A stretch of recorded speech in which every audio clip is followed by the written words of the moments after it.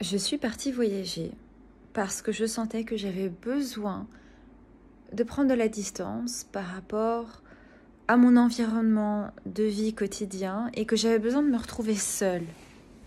Et c'était vraiment un besoin d'être seule et d'être dans le dépouillement, de retirer tout ce qu'il y avait autour de moi et d'être juste avec moi-même dans un nouveau pays et apprendre une nouvelle manière de vivre, une autre façon de vivre.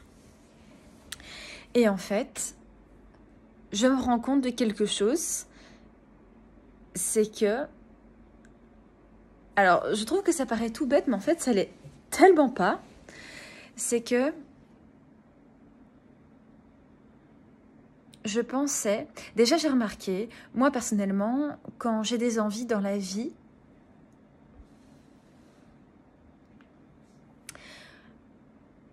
je ne peux jamais savoir ce que cette expérience va provoquer comme émotion en moi avant que je le vive.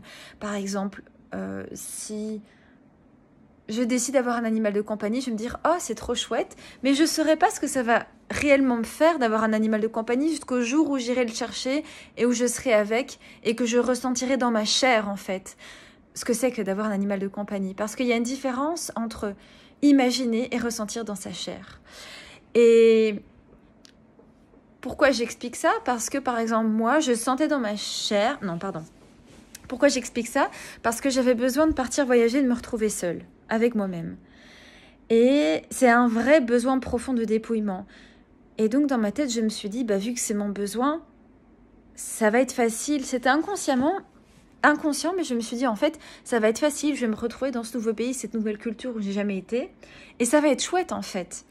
Eh bien, aujourd'hui, c'est mon premier jour dans ce nouveau pays et j'ai un choc culturel parce que je suis passée d'une vie très moderne, avec beaucoup d'infrastructures, avec ma voiture, à un nouveau pays où je vis parmi les locaux, en fait, parmi les gens qui viennent de ce pays et où je dois louer un scooter pour me déplacer, que je n'ai pas encore,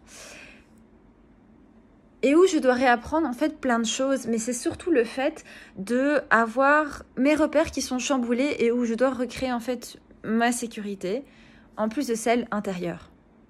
Donc une sécurité émotionnelle, mais aussi matérielle, avec un endroit où je me sente bien pour me reposer. Et en fait, je me rends compte que oui, c'était un besoin, mais que c'est pas facile. C'est pas facile et c'est même difficile en fait ce premier jour.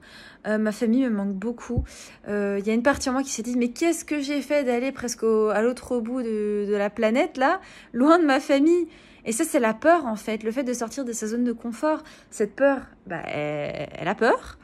Elle est là et elle me dit mais non mais reviens dans une zone que tu connais en fait, familière. Même si j'ai besoin de partir et de me dépouiller. Et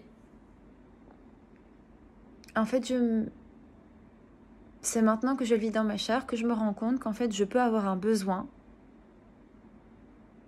Et pour autant, que honorer ce besoin ne soit pas facile.